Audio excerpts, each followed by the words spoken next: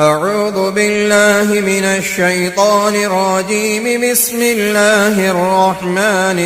الرحيم. الحمد لله الذي أنزل على عبده الكتاب ولم يجعل له عوجا قيما لينذر بأسا شديدا من لدنه ويبشر المؤمنين الذين يعملون الصالحات أن لهم أجرا حسنا ماكثين فيه أبدا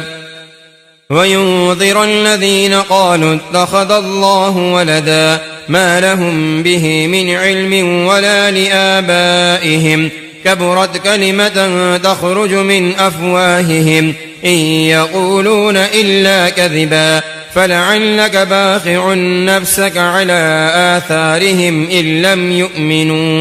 إن لم يؤمنوا بهذا الحديث أسفا إنا جعلنا ما على الأرض زينة لها لنبلوهم أيهم أحسن عملا وإنا لجاعلون ما عليها صعيدا جرزا أم حسبت أن أصحاب الكهف والرقيم كانوا من آياتنا عجبا إذ أوى الفتية إلى الكهف فقالوا ربنا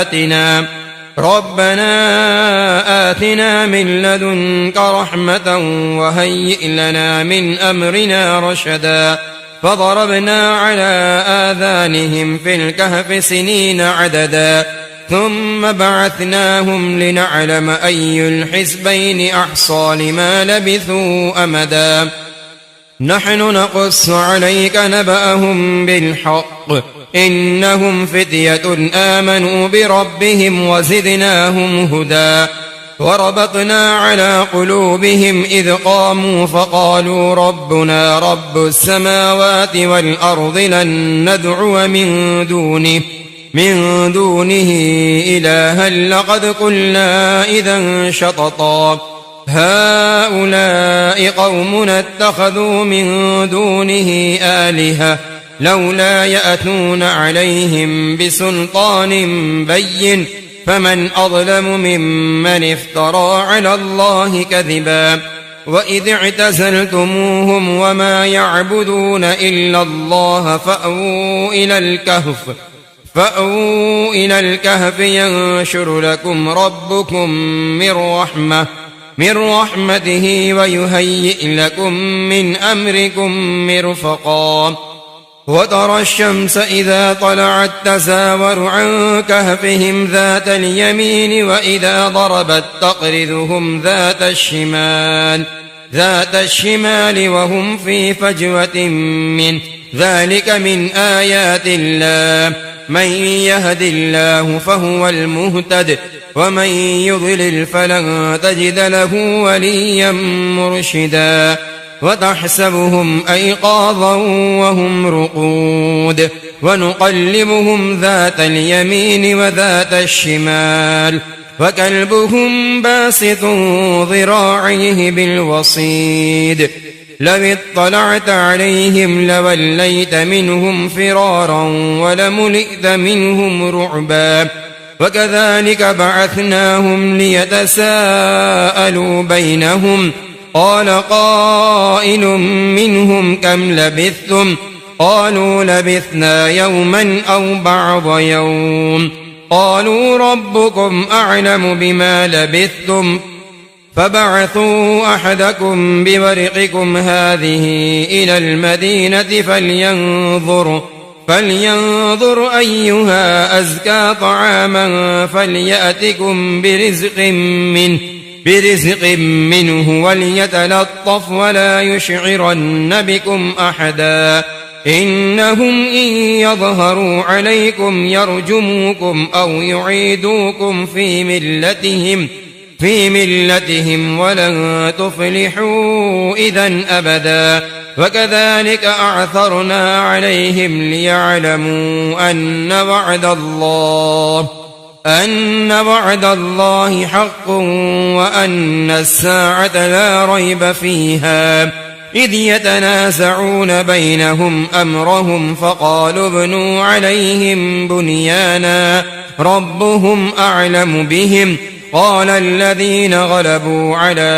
أمرهم لنتخذن عليهم مسجدا سيقولون 3 رابعهم كلبهم ويقولون 5 سادسهم كلبهم رجما بالغيب ويقولون 7 وثامنهم كلبهم قل ربي أعلم بعدتهم ما يعلمهم إلا قليل فلا تمار فيهم إلا مراء ظاهرا ولا تستفت فيهم منهم أحدا ولا تقولن لشيء إني فاعل ذلك غدا إلا أن يشاء الله واذكر ربك إذا نسيت وقل عسى أن يهديني ربي لأقرب من هذا رشدا ولبثوا في كهفهم 300 سنين وازدادوا 9 قل الله أعلم بما لبثوا له غيب السماوات والأرض أبصر به وأسمع ما لهم من دونه من ولي ولا يشرك في حكمه أحدا واتل ما أوحي إليك من كتاب ربك لا مبدل لكلماته ولن تجد من دونه ملتحدا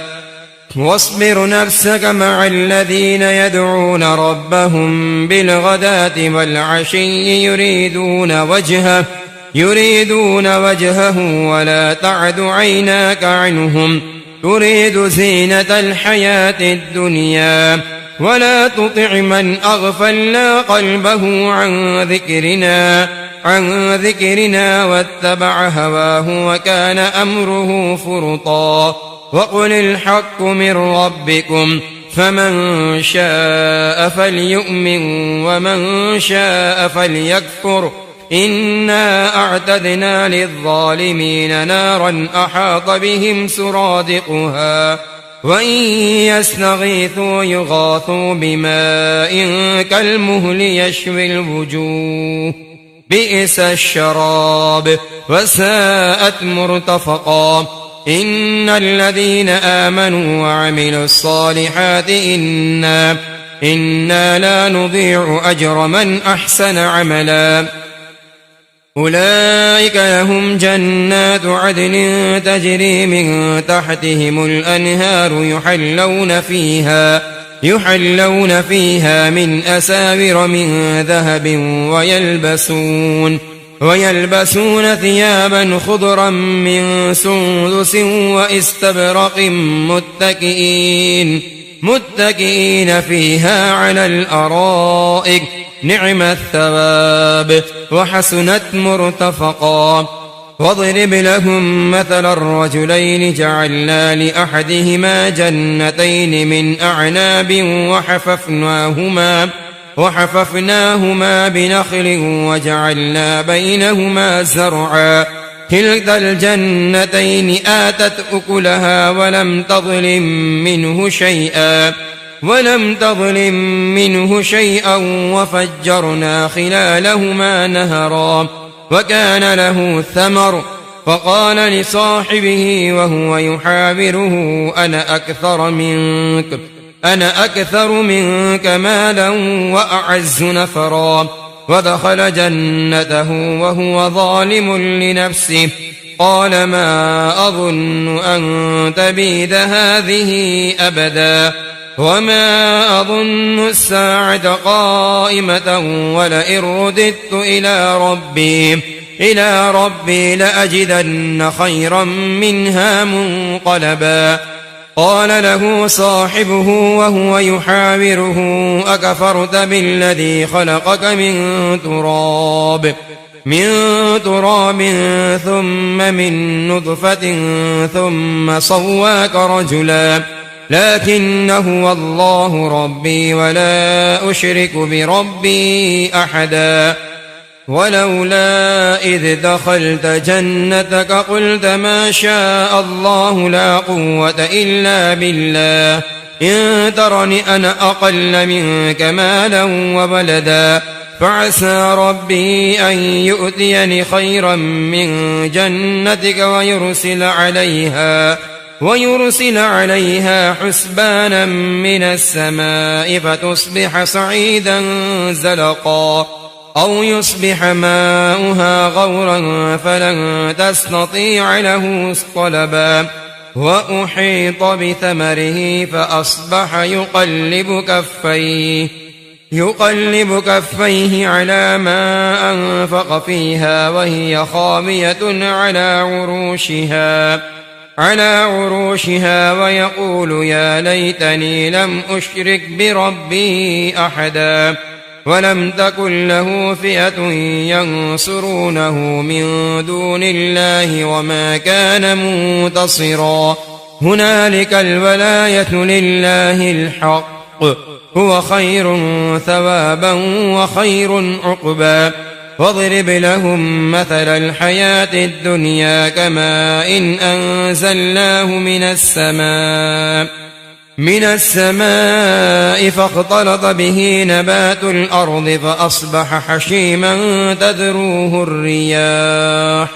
وكان الله على كل شيء مقتدرا المال والبنون زينة الحياة الدنيا والباقيات الصالحات خير عند ربك ثوابا وخير أملا ويوم نسير الجبال وترى الأرض بارزة وحشرناهم فلم نغادر منهم أحدا وعرضوا على ربك صفا لقد جئتمونا كما خلقناكم أول مرة بل زعمتم أن لن نجعل لكم موعدا ووضع الكتاب فترى المجرمين مشفقين مما فيه ويقولون يا ويلتنا ما لهذا الكتاب لا يغادر صغيرة ولا كبيرة إلا أحصاها ووجدوا ما عملوا حاضرا ولا يظلم ربك أحدا وإذ قلنا للملائكة اسجدوا لآدم فسجدوا إلا إبليس كان من الجن ففسق عن أمر ربه أفتتخذونه وذريته أولياء من دوني وهم لكم عدو بئس للظالمين بدلا ما أشهدتهم خلق السماوات والأرض ولا خلق أنفسهم وما كنت متخذ المضلين عضدا ويوم يقول نادوا شركائي الذين زعمتم فدعوهم فلم يستجيبوا لهم وجعلنا بينهم موبقا ورأى المجرمون النار فظنوا أنهم مواقعوها ولم يجدوا عنها مصرفا ولقد صرفنا في هذا القرآن للناس من كل مثل وكان الإنسان أكثر شيء جدلا وما منع الناس أن يؤمنوا إذ جاءهم الهدى ويستغفروا ربهم إلا أن تأتيهم سنة الأولين أو يأتيهم العذاب قبلا وما نرسل المرسلين إلا مبشرين ومنذرين ويجادل الذين كفروا بالباطل ليدحضوا به الحق واتخذوا آياتي وما أنذروا هزوا ومن أظلم ممن ذكر بآيات ربه فأعرض عنها ونسي ما قدمت يداه إنا جعلنا على قلوبهم أكنة أن يفقهوه وفي آذانهم وقرا وإن تدعوهم إلى الهدى فلن يهتدوا إذا أبدا وربك الغفور ذو الرحمة لو يؤاخذهم بما كسبوا لعجل لهم العذاب بل لهم موعد لن يجدوا من دونه موئلا وتلك القرى أهلكناهم لما ظلموا وجعلنا لمهلكهم موعدا وإذ قال موسى لفتاه لا أبرح حتى أبلغ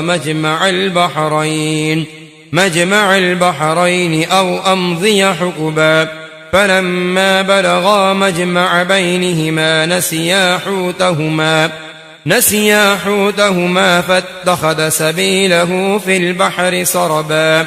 فلما جاوزا قال لفتاه آتنا غداءنا لقد لقينا من سفرنا هذا نصبا قال أرأيت إذ أوينا إلى الصخرة فإني نسيت الحوت وما أنسانيه إلا الشيطان أن أذكره واتخذ سبيله في البحر عجبا قال ذلك ما كنا نبغ فارتدا على آثارهما قصصا فوجدا عبدا من عبادنا آتيناه رحمة من عندنا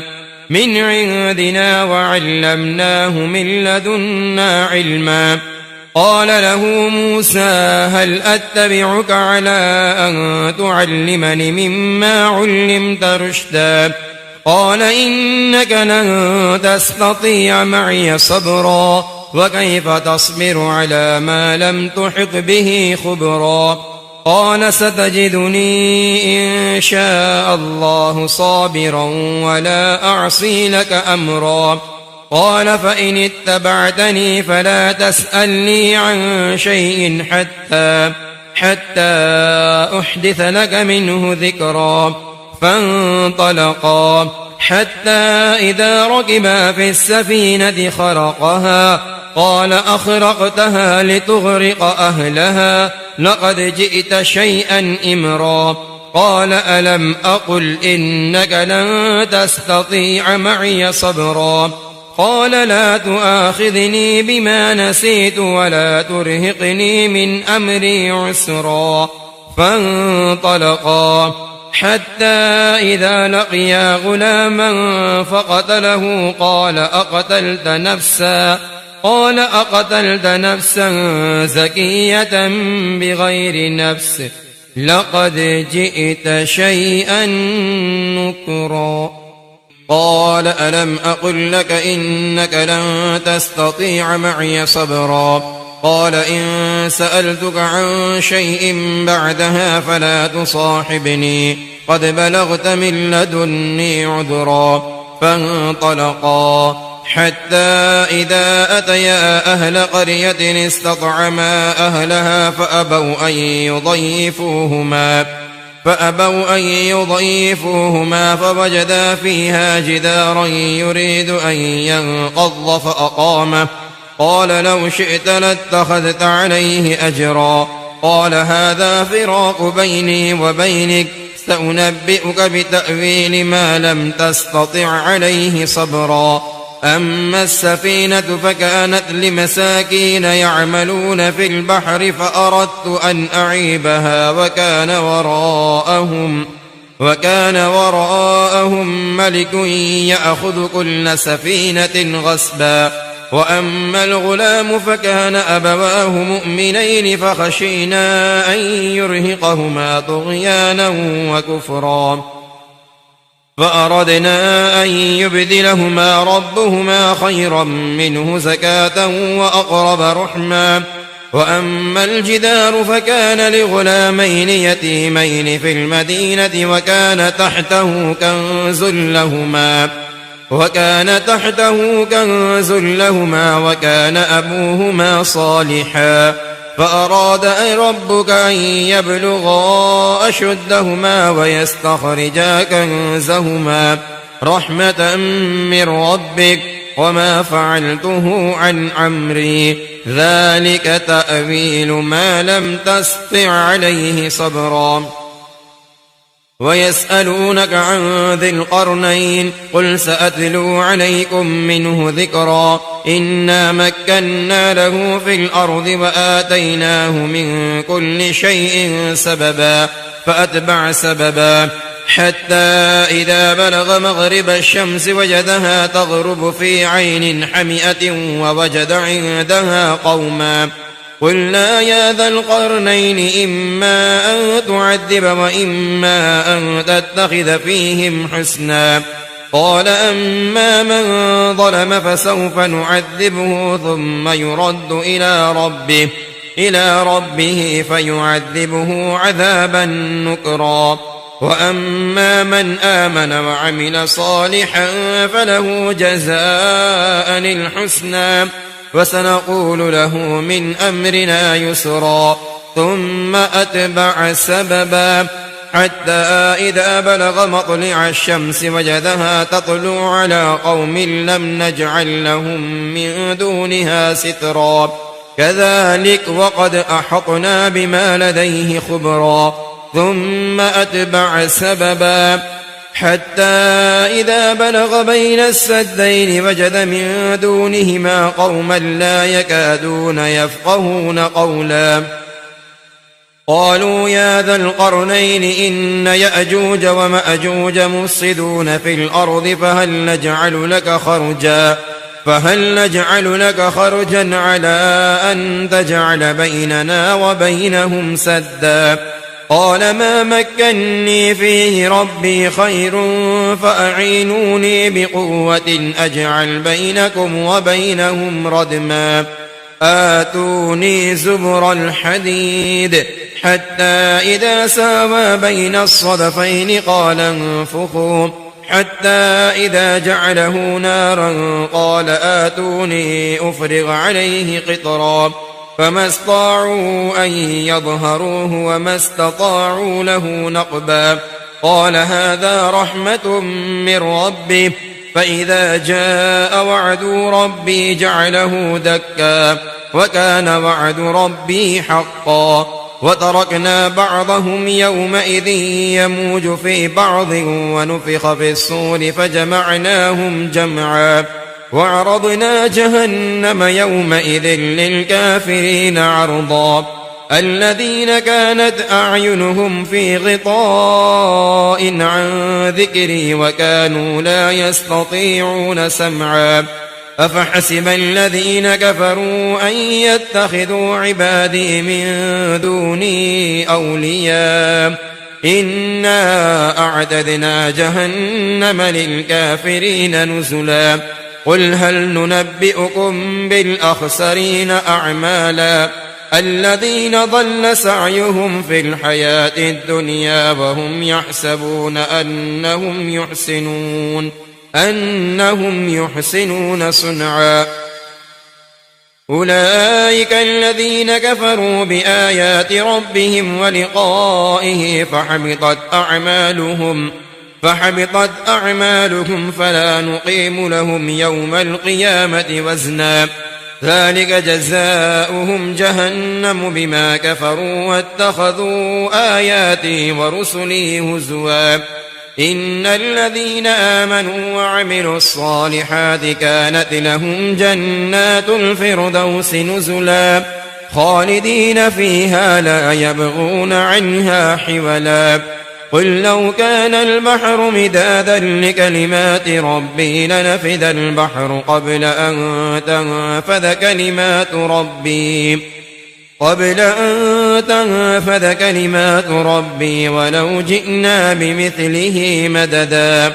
قل إنما أنا بشر مثلكم يوحى إلي أنما إلهكم إله واحد فمن كان يرجو لقاء ربه فليعمل عملا صالحا ولا يشرك بعبادة ربه أحدا صدق الله العظيم.